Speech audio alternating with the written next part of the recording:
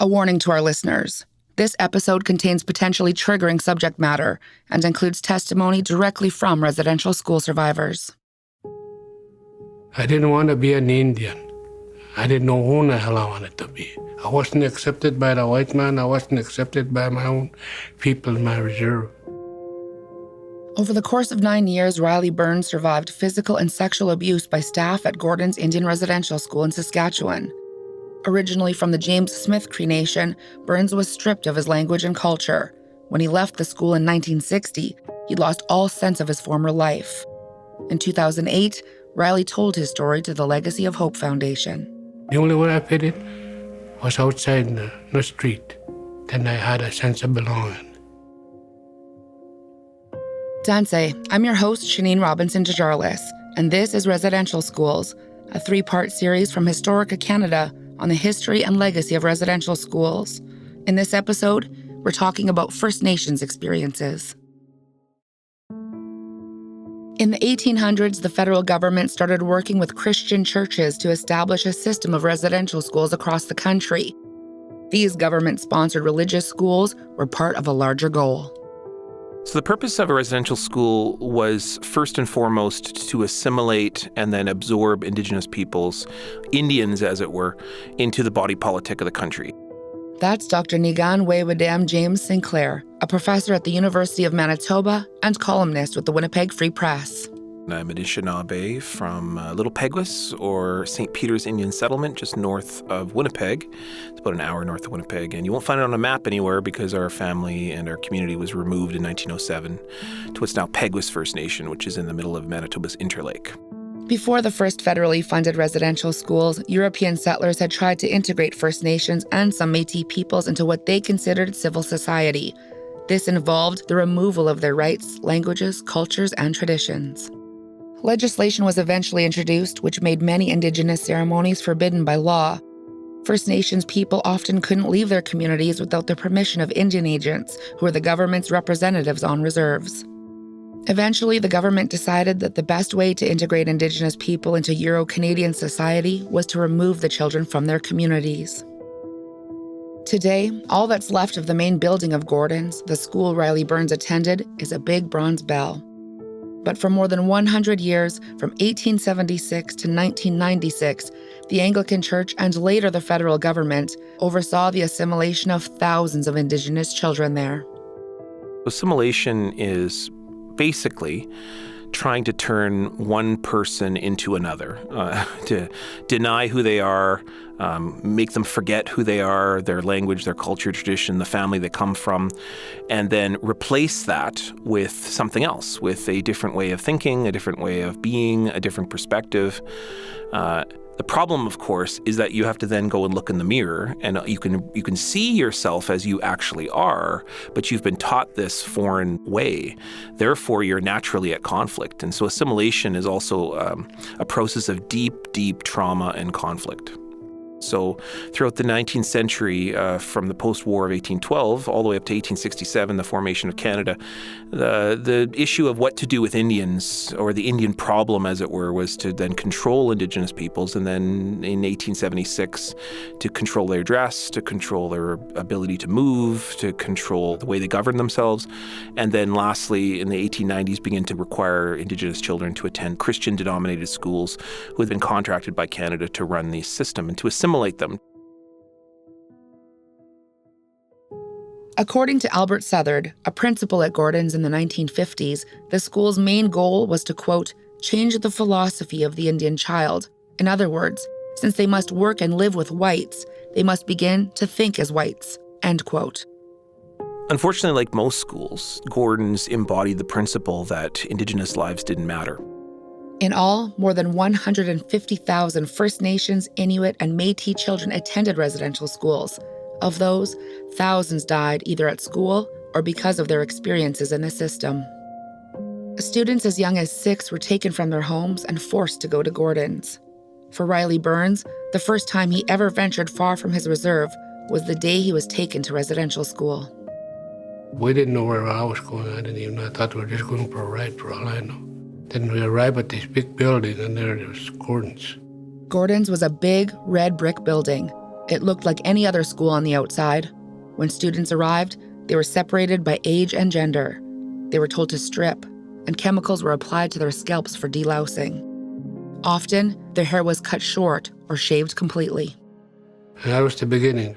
And I used to listen to little girls crying next to the wall. Hear them little girls crying for their mums. For a whole month, when they first get there, it's all you hear is crying.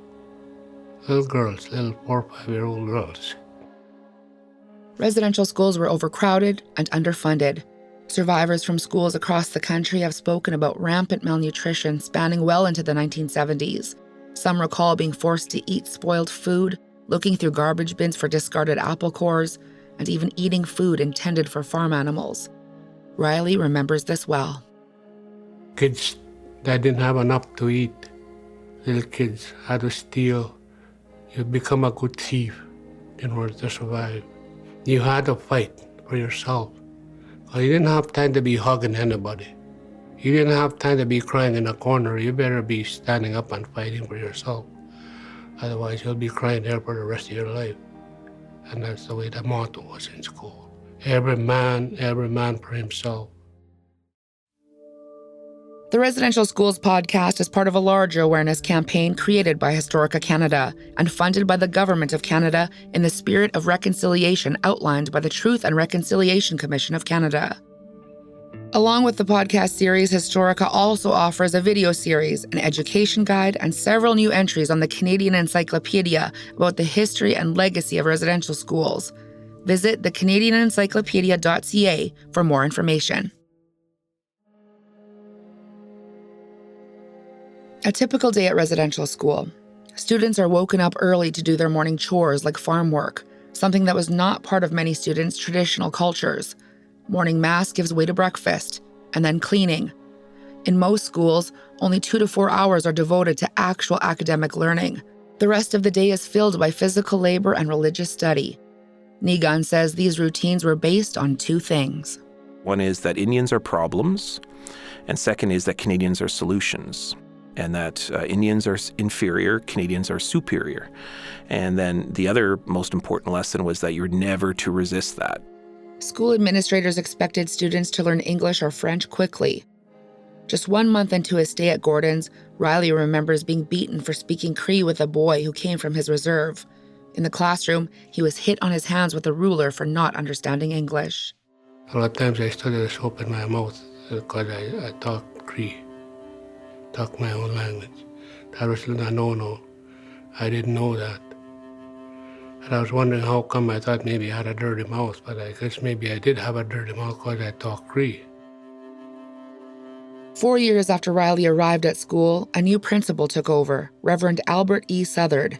He's the one who said that Indigenous people needed to think like white people. Riley said everything got worse with Southard in charge. That's when we lived in hell.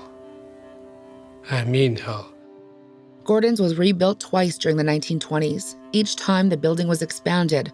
By the time Riley was there, Gordon's housed about 120 students. Despite the rebuilds, the school was a mess. Between 1945 and 1953, the school was forced to close several times because of mechanical problems and tainted drinking water. In the fall after Southard arrived, Riley returned to school to find tall fences surrounding the building, penning the children in the yard like elk, he said. That's where we were. Lost our freedom. Lost our ability to play like little boys, run all over the place. We weren't allowed to do that. We weren't allowed just to walk around with nothing. A note here that the following section details specific instances of abuse that may be triggering to some listeners. Complex feelings may emerge. Take breaks and reach out to someone you trust. If possible, seek support from someone knowledgeable about residential schools and their legacies. These may include counselors, Indigenous knowledge keepers, or other community health practitioners. Gordon's residential school, it comes by reputation. The school itself was a place in which rampant abuse would take place regularly. It was a place in which abuse would be witnessed by students within the school itself all the time. And it was also a place in which those legacies that came out of those schools have impacted those communities in deep and powerful ways. In 1956, 4 girls charged Southard with sexual impropriety. He denied the claims and was exonerated by a senior teacher after an in-house investigation. The next year, a school inspector was called in to investigate other allegations against Southard. But by the time the inspector arrived at Gordon's, Southard had already quit his post and left the country. In his investigation, the inspector found that 2 girls who had attempted to run away from the school had had their hair cut short. One girl was hospitalized after receiving what was described as, quote, a severe punishment, end quote.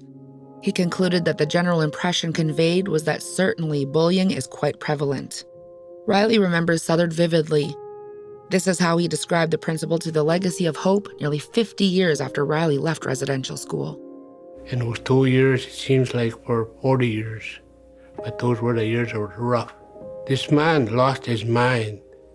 He'd take it out on the kids. It was their fault.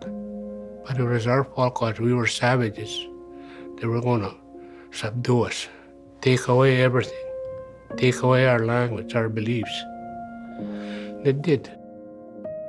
The long history of mental, physical, and sexual abuse of students at Gordon's continued over the years. Between 1968 and 1984, William Peniston Starr used his position as director at Gordon's to target and abuse hundreds of young boys. Older students at Gordon's would often take on the responsibility of protecting younger students. Survivors describe how they would try to stay up all night, fighting off sleep in an attempt to stop the abuses. But there was only so much they could do. Some survivors describe horrific abuse that was so bad they never had a chance at learning. Some never learned how to read or write. For every story of abuse, I have heard a story of resistance. That's Niigaan again. And that resistance can be really big, like fighting back. That could be a story about escaping or running away. But resistance could also have serious repercussions. When 11-year-old Andrew Gordon ran away from the school one cold March day in 1939, administrators didn't tell his parents that he was missing. They didn't file a report with Indian Affairs or the police either. The only reason Andrew's father found out that his son was missing was because a visitor had told him Andrew wasn't in school. He found his son's frozen body 3 days after the boy ran away, 7 miles from school and only a mile away from home. It wasn't until 1993, 9 years after he resigned, that William Starr was convicted of 10 counts of sexual assault. Survivors were all male students between the ages of 7 and 14 at the time of their assaults. 230 people received a settlement from the federal government for the way they were treated at Gordon's. All of them said they were abused by William Starr. He was sentenced to just 4.5 years in prison. Those stories have come out over the years very distinctly as being the adults in power in those schools most often exploited children in sexual, physical ways. And that created legacies that then would return to those communities in some ways. What is less talked about and what came out during the Truth and Reconciliation Commission, which is probably one of the hardest things to hear, is that there was a rampant student-on-student violence. Ed Bitternose attended 3 residential schools, the first of which was Gordon's. He was 8 years old. In 2008, he told Legacy of Hope about how he was bullied and abused by older students. When we got there, first we had a fight, me and one of my cousins, we had a fight. And I won the fight, and for winning, I got hung in a well. He hung me by my arms and left me there. And I hung there for, like I said, I think the first period, because I got to school for dinner. And I didn't tell nobody. Ed says that he wasn't all that scared about being left in the dark well. It was nicer than being in school. They come back and let me go. But the same guys that hung me there come back and let me up. And it was a big joke. I laughed too. Why I laughed, I don't know. Ed always got into fights at school. As he got older, he turned to alcohol to deal with his trauma, and his drive to fight grew stronger. It didn't matter if he won or lost, he didn't need a reason to fight. By the time he sought counseling for his anger and alcoholism, he felt helpless. I don't know how to talk to my wife. I don't know how to talk to my kids. I don't know what to do with all these feelings. Counseling and anger management helped Ed make some kind of sense of what had happened to him at residential school, but not all survivors have been able to access those services or in a state of mind where they can ask for help. Studies have shown that generally, survivors have an increased risk of mental or physical health problems. Death by suicide and self-harm is a leading cause of death for First Nations youth and adults up to 44 years of age. Niigaan says stories like Ed's were shared again and again throughout the Truth and Reconciliation Commission. The Ojibwe storyteller Basil Johnson bravely at the very first national event told a story to thousands in attendance that he was abused by older boys. And that description was very difficult to hear, because what it tells you is that not only did the children witness the abuse, but then they also learned that behavior, and then they took that upon themselves. That is the hardest thing in which to understand, is that, but it also indicates to you that abuse was so rampant that students were beginning to abuse each other. Gordon's Indian Residential School was the last federally run residential school in Canada. It closed in 1996 and was torn down shortly thereafter. But for survivors, their families and friends, and their communities, the residential school system continues to haunt their day-to-day lives. When he was interviewed in 2008 by Legacy of Hope, Ed Bitternose had already let go of some of the burden of his own experiences. The school taught me not to feel, taught me that I was less than who I was. But that's not, you don't have to be there. You don't have to be that scared little fella that is afraid and just wants to strike out. But you don't have to carry the fear into all that other negative stuff. You don't have to carry that fear into anger. And it's okay to be angry. In 2008, in the presence of survivors and the House of Commons, then Prime Minister Stephen Harper made a formal statement of apology to survivors of residential schools. He acknowledged the role of the federal government in the creation of a system that forcibly removed Indigenous children from their homes and communities, deprived them of the care and support of their families, and stole their cultures and identities. Not only did you suffer these abuses as children, but as you became parents, you were powerless to protect your own children from suffering the same experience. And for this, we are sorry. The burden of this experience has been on your shoulders for far too long. The burden of this experience is properly ours as a government and as a country. Niigaan says that there has to be widespread action taken to heal the damage that residential schools have caused before any sort of reconciliation can begin. It's our job together to figure out how to move together forward. And the first is to recognize the truth. And we continue to be stuck in the truth phase as a country. Is just offering each other's truths is the bravest thing, it seems, in many circumstances. But really, it's the reconciliation that's the hard part.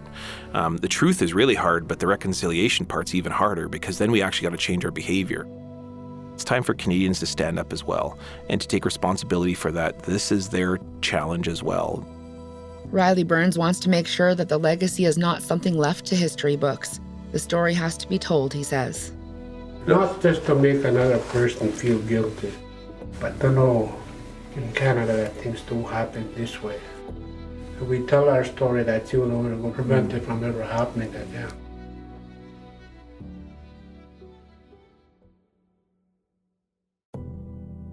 On the next episode of Residential Schools, we focus on Métis experiences. The teachers called it the devil's language. We were punished very severely when we tried talking our own language, our mother tongue. Subscribe on Apple Podcasts, Spotify, or wherever you get your podcasts. If you or someone you know are in need of immediate support, here are some resources. National Indian Residential School Crisis Line, 1-866-925-4419. The Hope for Wellness Helpline at 1-855-242-3310. Phone services available in Cree, Ojibwe, Inuktitut, French, and English. The Hope for Wellness Helpline also offers online support services at hopeforwellness.ca. Kids Help Phone, 1-800-668-6868. I'm Shaneen Robinson-Desjarlais. The Residential Schools podcast was written and produced by Historica Canada. The series is made possible in part by funding from the Government of Canada. Egosane to Riley Burns, Ed Bitternose, and all of the survivors who shared their stories. Special thanks to our consultants, Niigaanwewidam Sinclair, David Purley, and Brian Miracle. Thanks to the Legacy of Hope Foundation for providing survivor testimony, to the University of Regina's Shattering the Silence, and the Truth and Reconciliation Commission findings. Fact-checking by Vivian Fairbank. Egosane for listening.